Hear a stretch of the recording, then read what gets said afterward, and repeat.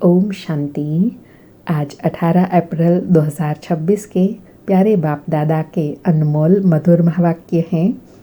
आज की मुरली के सार में भोलानाथ बाबा ने स्वधर्म की स्मृति दिलाते कहा कि ओम माना मैं आत्मा हूँ और मेरा यह शरीर है। शरीर भी कह सकता है कि मेरी यह आत्मा है। जैसे शिव बाबा कहते हैं ब्रह्मा तन द्वारा तुम मेरे बच्चे हो, तो बच्चे कहते हैं बाबा आप हमारे हो। वैसे आत्मा भी कहती है मेरा यह शरीर है। शरीर कहेगा मेरी आत्मा है। आत्मा अविनाशी है, शरीर विनाशी है। बाप अभी बच्चों को स्मृति दिलाते हैं और आज के गीत को स्पष्ट करते हुए कहा कि दुनिया भी पहले गोल्डन सतो प्रधान थी, फिर तमो प्रधान आयरनेस्ड है, तभी तो दुखी है। सतो प्रधान माना सुधरी हुई, तमो प्रधान माना बिगड़ी हुई। गीत में भी कहते हैं ना, भोलेनाथ से निराला कोई और नहीं, बिगड़ी को बनाने वाला एक बाप के सिवाय और कोई नहीं। तो बाबा कहे पुरानी दुनिया बिगड़ी हुई है क्योंकि अभी रावण राज्य है। बाप आकर पावन बनाते हैं, सतयुग न्यू वाइसलेस वर्ल्ड की स्थापना करते हैं। और पढ़ाई के लिए कहा कि भगवान आकर पढ़ाते हैं और राजयोग सिखलाते हैं। गीता में भी लिखा हुआ है भगवान वाच श्रीमद् भगवद गीता। श्रीमत माना श्रेष्ठ ते श्रेष्ठ मत, श्रेष्ठ ते श्रेष्ठ मत से श्रेष्ठ ते श्रेष्ठ देवता बनते हैं। श्रेष्ठ ते श्रेष्ठ ऊंच ते ऊंच भगवान है। उनका नाम एक्यूरेट शिव है, इसलिए उनके यादगार में शिवरात्रि व शिव जयंती मनाते हैं। और कहा कि मनुष्य जब विक्रम करते हैं तो गर्भ जेल में अंजाम करते हैं, अर्थात वायदा करते हैं कि हमको बाहर निकालो, हम फिर कभी पाप नहीं करेंगे। बाबा कहे परंतु है ही पाप आत्माओं की दुनिया, तो बाहर निकलने से फिर वही पाप कर्म करने लग पड़ते हैं, वहाँ की फिर वहाँ रह जाती हैं। ऐसे बाबा कहे यहाँ भी बहुत बच्चे प्रतिज्ञा करते हैं हम पाप नहीं करेंगे, एक दो पर काम कटारे नहीं चलाएंगे, क्योंकि यह विकार आदि मध्य अंत दुख देता है। तो बाबा कहे अब इससे छूटने के लिए पुण्य आत्मा बनना है, और पुण्य आत्मा बनेंगे याद से, दूसरा अनेक आत्माओं को बाप का संदेश देने से। वह ये कहे कि अनेक आत्माओं की प्रीत एक बाप से जुटाने से पुण्य आत्मा बनेंगे। और स्पष्ट करते हुए कहा कि कोई भी दुख तकलीफ इनकी ब्रह्मा बाबा की आत्मा को होता है, शिव बाबा की आत्मा को नहीं। शिव बाबा तो सदैव सुख शांति में रहते हैं, एवर प्योर एवर सतो प्रधान है। तो फिर एग्जाम्पल देते हुए कहा कोई भी आत्मा जब परम धाम से उतरती है, प्योर सतो प्रधान होती है, तो वह दुख भोग नहीं सकती, क्योंकि यह लॉ नहीं कि सतो प्रधान आत्मा दुख भोगे। जब आत्मा तमो प्रधान बनती है तब दुख भोगती है। फिर स्मृति दिलाई कि बाप समझाते हैं तुम बच्चों को पहले पहले बुद्धि में आना चाहिए कि निराकार परम पिता परमात्मा हमको प्रजापिता ब्रह्मा द्वारा पढ़ाते हैं। ऐसी और कोई जगह सारे वर्ल्ड में हो न सके जहाँ परमपिता परमात्मा सन्मुख बैठ समझाते हैं। बाप ही आकर भारत को फिर से स्वर्ग का वर्षा देते हैं। बाबा कहे त्रिमूर्ति का चित्र है, उस पर भी लिख देना चाहिए deity world sovereignty is your God fatherly birthright. Shiv Baba आकर बच्चों को स्वर्ग की बादशाही का वर्षा दे रहे हैं, लायक बना रहे हैं। फिर बाप समान बनने के लिए कहा कि शिव बाबा के लिए महिमा गाते हैं। God father is knowledgeful, peaceful, blissful, दुख हरता सुख करता। हम उनके बच्चे हैं तो उनका वर्षा चाहिए ना। उनमें जो गुण हैं वह बच्चों को मिलने चाहिए, अभी वह मिल रहे हैं। तो बाबा कहे अभी तुम गुणों को धारण कर लक्ष्मी नारायण जैसा बन रहे हो। जब इन गुणों की धारणा हो जाएंगी तो फिर सतयुग में कोई भी वजीर आदि की दरकार नहीं रहेंगी।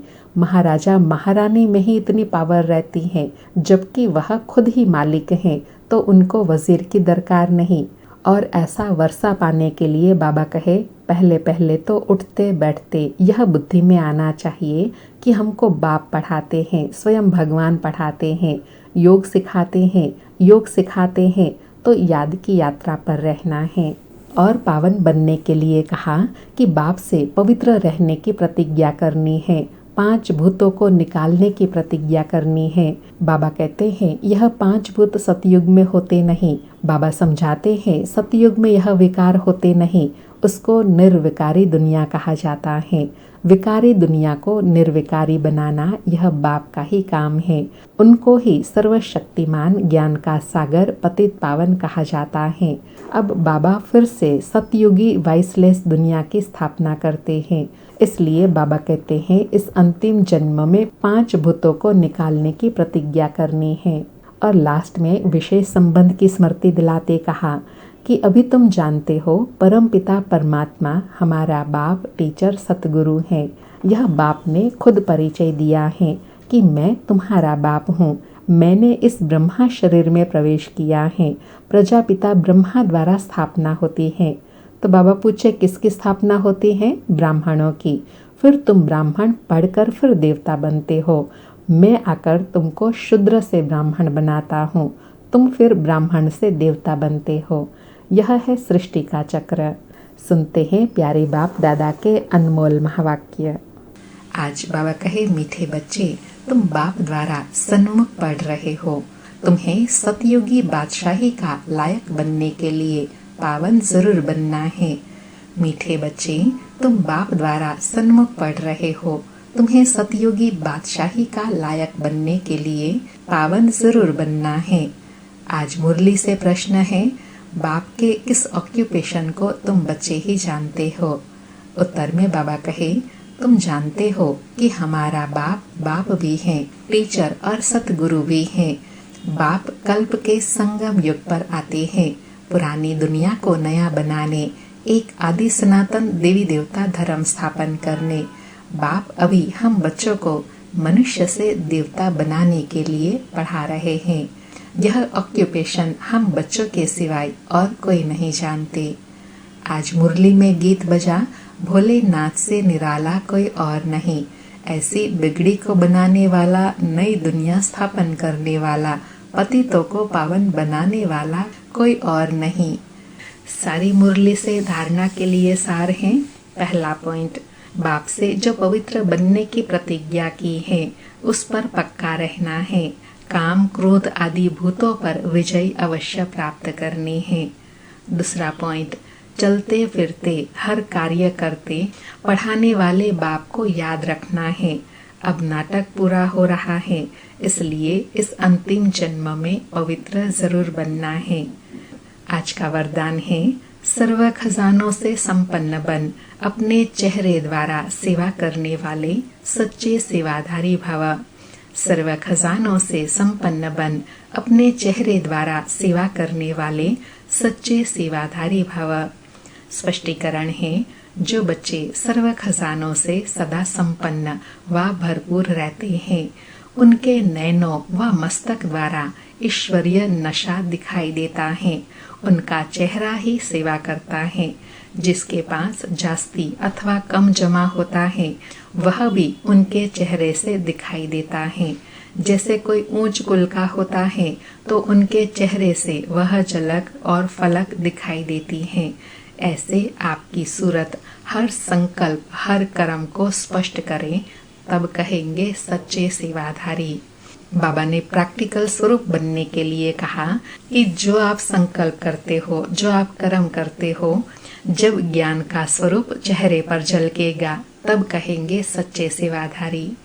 आज का स्लोगन है, समय और संकल्प के खजाने की बचत कर, जमा का खाता बढ़ाओ। आज के अव्यक्त इशारे हैं, महान बनने के लिए मधुरता और नम्रता का गुण धारण करो। आज की धारणा बताई कि जब एक दो को मीठा खिलाते हो, उसमें मुख थोड़े समय के लिए मीठा होता है, लेकिन स्वयं भी मीठा बन जाओ। मुख में सदा ही मधुर बोल रहे। जैसे मीठा खाने और खिलाने से खुश होते हो, ऐसे मधुर बोल स्वयं को भी खुश करते, दूसरों को भी खुश कर देते। इससे सदा सर्व का मुख मीठा करते रहो। सदा मीठी दृष्टि, मीठे बोल, मीठे कर्म हो। अच्छा, ओम शांति। शुक्रिया बाबा, शुक्रिया।